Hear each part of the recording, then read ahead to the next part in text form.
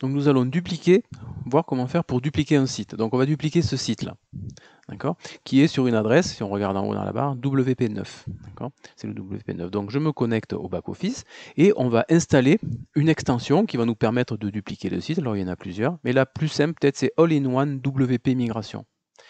Donc on ajoute cette extension sur le site que l'on veut dupliquer, voilà, et puis on l'installe. On l'active, et une fois qu'elle est activée, eh bien on va dans le menu de cette extension, All-in-One WP Migration, et on fait un export du site, et on l'exporte dans un fichier. Alors bien sûr, le temps nécessaire à l'export va varier en fonction de la taille du site. Ici, c'est un petit site, il fait que 53 mégabits. Et on enregistre ce fichier sur le PC, sur une clé. C'est également la sauvegarde en fait du site. Voilà, donc une fois que le fichier a été téléchargé, on peut fermer.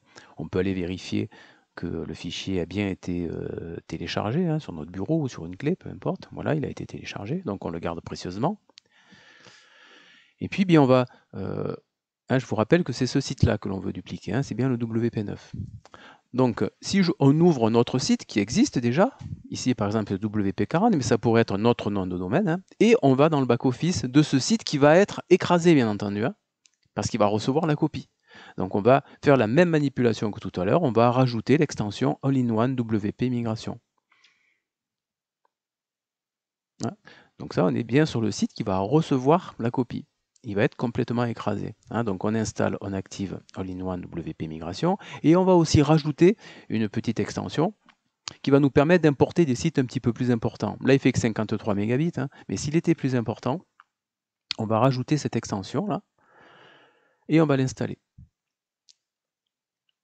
Et on active. Et on se retrouve avec deux extensions All-in-One WP Migration. Une qui permet d'importer, puisque là on va importer le fichier. Elle permet d'importer des fichiers un petit peu plus importants, jusqu'à 512 mégabits. Donc là on importe le fichier que l'on a sauvegardé tout à l'heure. Alors là, bien sûr, la durée d'export va varier de la taille du site et bien sûr la qualité de votre connexion. Et l'importation va écraser le site actuel. Donc on poursuit. On va écraser le site. On peut cliquer sur finir. Là, je vous rappelle que donc on est bien sur ce site-là, le WP40, qui va recevoir la copie. Et nous, on veut que ce soit celui-là, WP9. Si j'actualise mon WP40, en fait, qui vient de recevoir la copie, bien on a exactement le même site. Les deux sites sont totalement identiques. Si je retourne sur le back-office du WP40, du site qui a reçu la copie, il reste une dernière petite chose à faire, c'est mettre à jour la base de données. D'accord, ça peut être nécessaire, c'est pas tout le temps le cas, mais ici ça va être nécessaire. Voilà.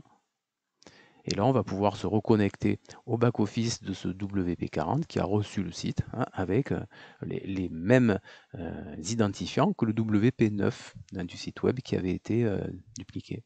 Et on se retrouve avec deux sites totalement identiques.